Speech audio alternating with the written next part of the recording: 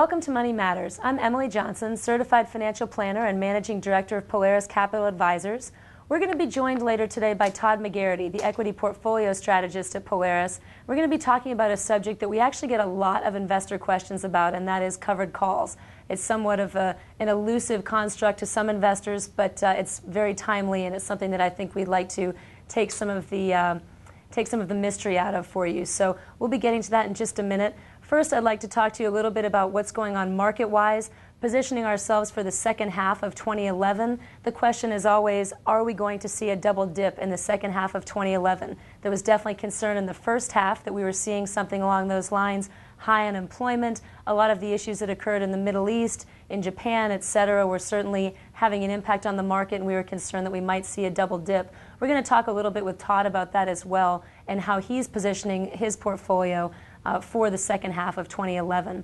So without further ado, I'd like to introduce you to David Kroll. He'll be here to discuss the Mortgage Minute, and then we'll be back in just a minute with Todd McGarity to talk about covered calls and what's going on with the market in the second half. Thanks so much. Hi, this is David Kroll with the Mortgage Minute. I'm with Mortgage Network, and last week I talked to you about the availability of mortgage money. This week I'd like to point out that there is a second variable to money. There's availability, which is a huge one, and there's price, which is on the tip of everybody's tongue. At the moment, the price of mortgage money is cheap.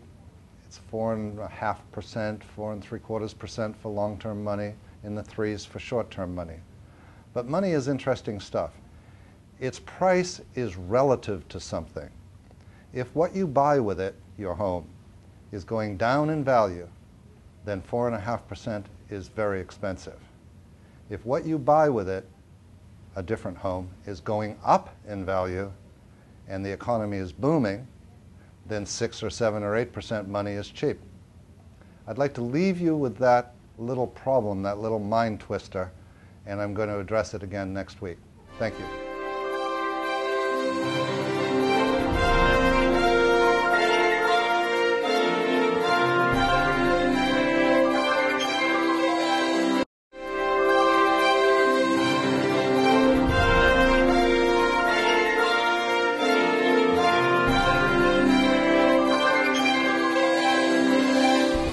Welcome back to Money Matters. I'm Emily Johnson, and I'm joined by Todd McGarity, the Equity Portfolio Strategist at Polaris.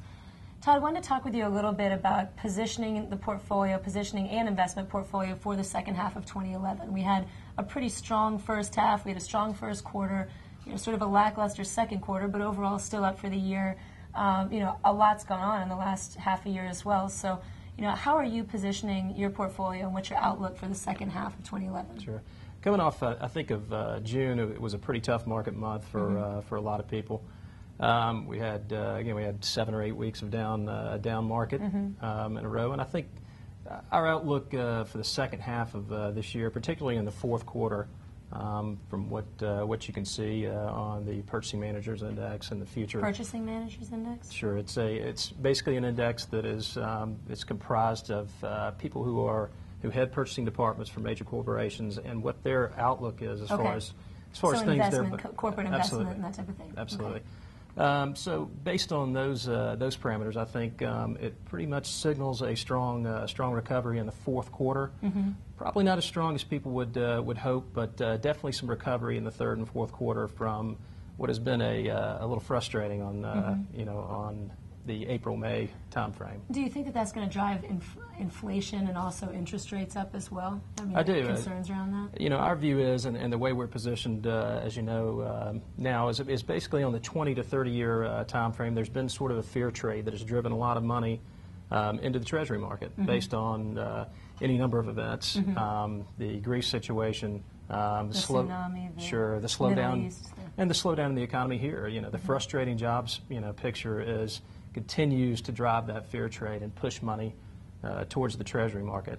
So right now we feel like they're artificially low with the rates are artificially low. You mean? Yes. Okay. Yes. I mean, and that's been the goal of the Fed with the whole QE2 program, was to keep rates at that level.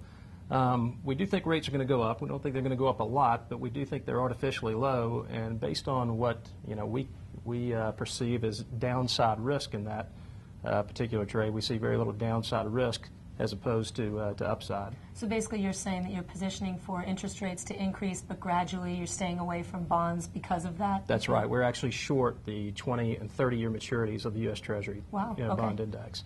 So we're basically, as you know, there's an inverse relationship as bond prices move down, interest rates move up, and we think that bond prices have been kept artificially high at this point. Interest rates have remained artificially low. Sure, with QE2 and the fear quotient that's out there, we feel like there's just not a lot of room downside on mid to long-term rates, and you'll start to see a gradual but a definite steepening of the yield curve, which happens with economic improvement.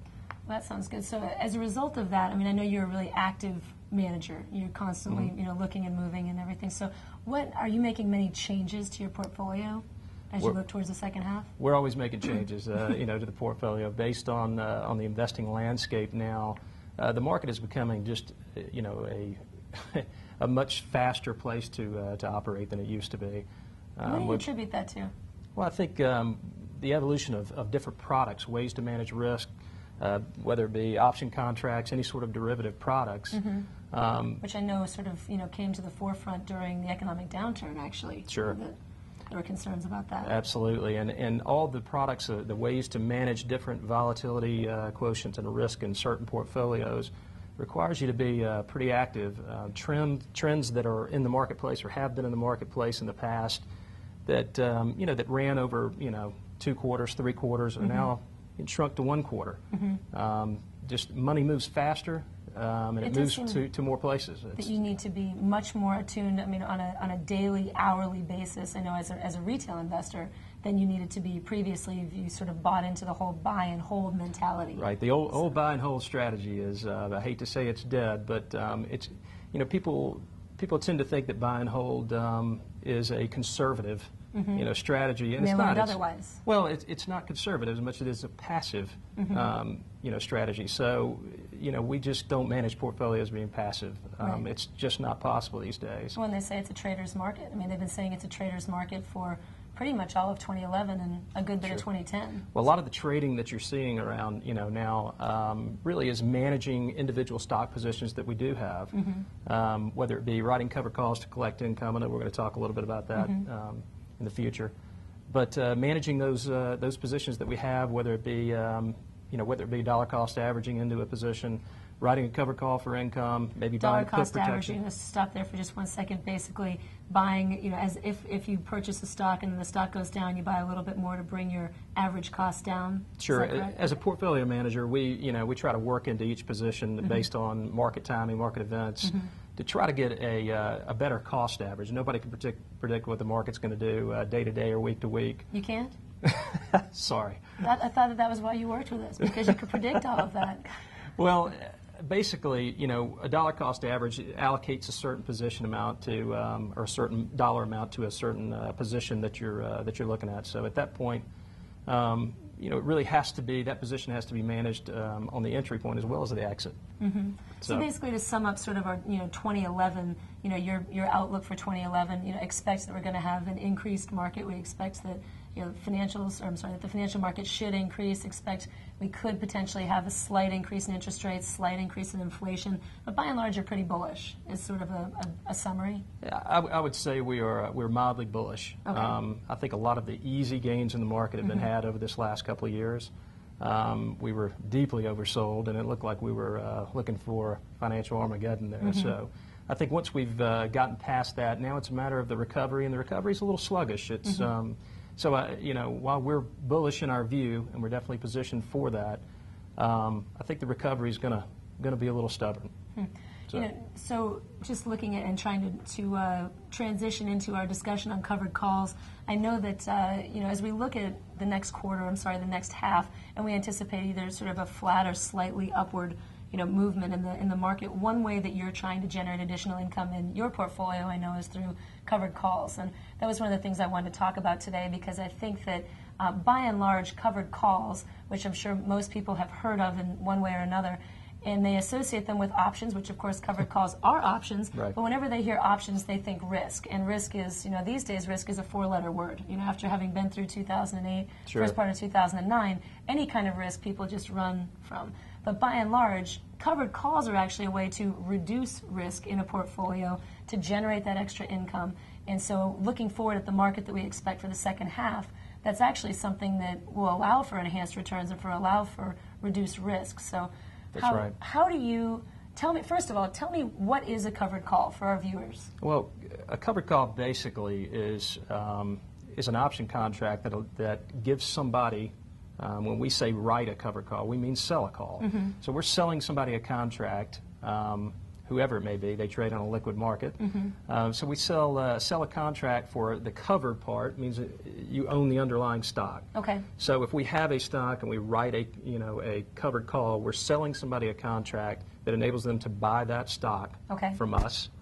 We have it to deliver, but it enables us to manage risk that way. So it gives somebody the ability to buy that stock at a certain strike price, Right. at a certain date in the future that contract expires. And receive income for that. And for that for we selling. receive, that's exactly right, for that we receive income. Options used to trade, in the old days, they traded where they expired pretty much once a month on a monthly scale. Now they're used so much by professional money managers to manage risk, manage volatility, hedge downside in portfolios. They're used so much that we actually see option contracts coming out for strike prices on a weekly basis. That's interesting. So lots of opportunity there. Let's just do one quick example. So say if we were using, say, a Goldman Sachs, for example. Sure. Goldman's trading at 135 or so at the Right. moment. So you would then go out into the market and you would sell somebody the right to purchase that from you at, say, 145 Exactly. in August. And Right. for that, that person would receive a premium income of, say, 50 cents a share, $1 a share for Exactly. selling that right. And as you know, we use that for not only for return enhancement, but also to produce an income, on a monthly basis for people that don't necessarily want to liquidate, maybe can't for tax reasons, liquidate a large position that they have a call or they have a position in that we can get income on a monthly basis to give them a little bit of pay to wait, so to speak. Well, So- hang on just a second. Let's take a quick break and let's come back in just a minute to talk about the specific investor for whom this might be appropriate and costs and benefits, et cetera, and get into a little bit more detail. Thank Great. you very much. We'll be back in just a minute.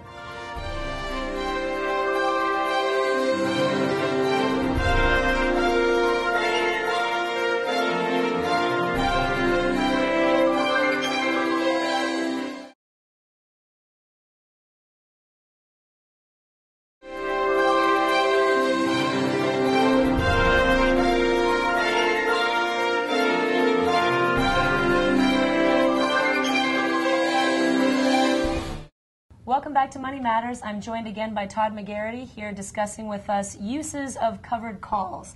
So we've discussed a little bit about what a covered call is, the fact that it's a contract that you sell out into the future, giving somebody the right to purchase a stock from you, the stock that you hold. That's right. And for that you receive an income. So what kind of an investor, what kind of client is this appropriate? For whom is this appropriate? Somebody that's seeking income from that, or looking to reduce risk or increase their returns? Who's it appropriate for? Well, I'd say the simple answer is all. Perfect. Options have been used by institutional money managers, as we talked about, for a long time to manage volatility in portfolio, to enhance return. So it really depends on the individual client. If we have a client that needs income, specifically needs income, but has a reason that they hold an underlying stock, maybe it was inherited, maybe they've got a low-cost basis from a tax standpoint, we can use covered calls to basically bring in a premium income. That's the income that you bring in. Right. So we might manage that on a monthly basis, a weekly basis, or a quarterly basis. So, for example, if you have a client that is looking to add to their existing income, pension income, whatever additional income they have, in order to, say, cover an additional mortgage or provide travel money or something along those lines, they basically come to you and say, okay, here's, these are my objectives. I'd like to generate an extra $1,000 a month. Sure. And this would be a good strategy for that purpose. Exactly. I mean, it really depends, like I said, on the individual client. We use them for all sorts of reasons, but Sure, it could be a particular event, an expense that is out in the regularly future. Occurring Sure, expense. absolutely. Or a monthly income, obligation that they've got to cover. So we use it for all of those purposes, but I think covered calls are underestimated as a form of return enhancement, and that's how we primarily use them, as a return enhancement along with the income. Explain that to me. Well, if we write calls out on an underlying position, for instance, every month, right? We may get a small amount of premium for the management in that stock position. Okay. Meaning we write a little further out of the money to manage the position, give the stock upside to move before it hits that strike price. So back to our example that we were talking about before, if we had Goldman Sachs trading at, say, 135, and we sold that call at 145, that gives us a $10 potential gain. Correct. Right? Okay, and then when we write that call, we generate 50 cents in income, that's income in our pockets right now, right? Sure. That 50 cents per share is in our pockets right now. Sure, and if we're doing it on a monthly basis, I think, like I said, people underestimate the ability of that to really enhance overall return. Not only am I writing further as the stock hopefully moves up in tandem. It's like an extra dividend coming on top of. And when it's hard to get people excited about a half of 1% of option premium. But you do it 6 times a year. Sure, 6 to 8 times a year, maybe maybe more. Now tell me, why do you usually, when you write calls, why do you usually write them out only a month? I mean, wouldn't you generate greater income if you wrote them out, say, 6 months? That's a great point, great question on that. But it varies by investors or the actual underlying position. But the reason we like to do it on our stock portfolios are it gives us more management of that position. So greater visibility? Management. Sure, greater visibility, control of that position. When we write them on a monthly basis, there's only 20-something trading days in a month. So there's not a lot that can happen inside those 20-something trading days. We give up a little premium, but we get much more management or much better management of our stock positions that way. Because the underlying positions, you ultimately want to hold. I mean, you're purchasing stocks and purchasing ETFs because you want to hold them for the long term. So let's talk a little bit about what are your expectations? If you're somebody that wants to sell covered calls, what are you expecting the market to do? What are you expecting those positions to do? Well, a lot of people think writing a covered call is a bearish, type position. It's really not. It's just not an extreme bullish position. It's a way to get paid while you wait on the position to do what you think, overall it's going to do. Because we are only writing on a 1-month time frame, we're essentially using time.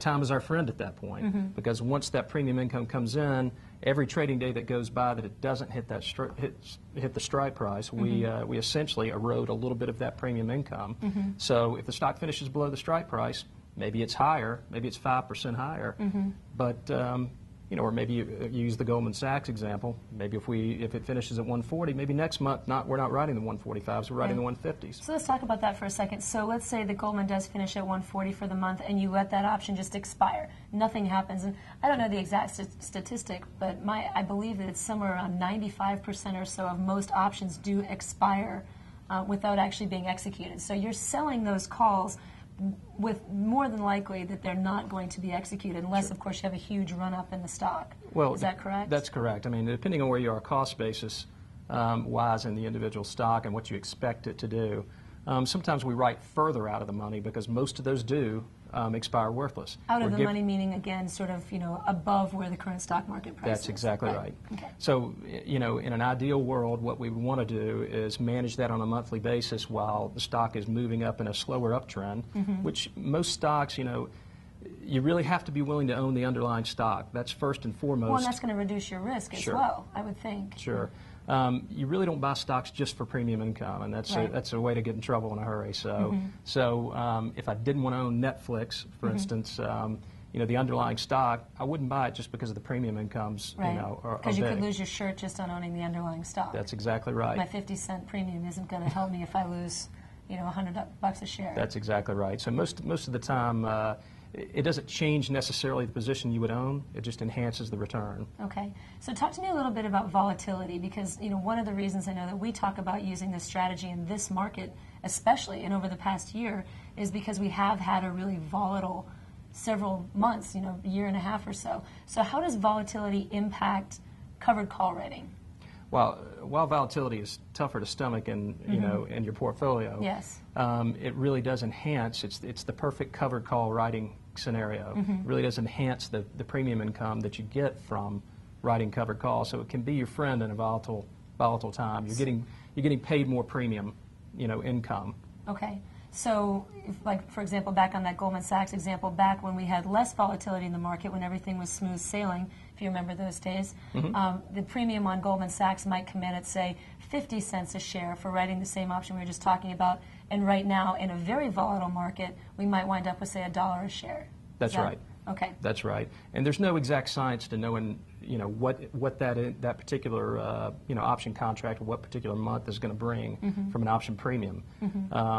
You can only try to manage the position as you go along on a month-to-month basis. There are some months that, we feel like maybe the market's sold off and due for a bounce that we don't write, an option contract on certain positions. And you briefly mentioned, just regarding positions, that you can actually write options on ETFs as well, which we've talked about in previous shows. That's been a big game changer. We talked about how ETFs really changed the investment landscape.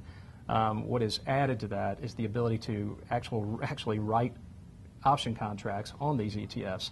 So it can really add it's a lot of flair. Sure. It's tough to do on a month-to-month basis. ETFs tend to have more volatility in the near term. So, but it is a great way to manage an ETF portfolio and actually add a lot of return. You must have to be glued to your screen. I am. Yes. Well, we'll let you get back there. But thank you very much for joining us today. I really appreciate it. Hopefully we can discuss this again in the future. Great. And please join us again in just a couple of minutes. We'll be right back with more of Money Matters.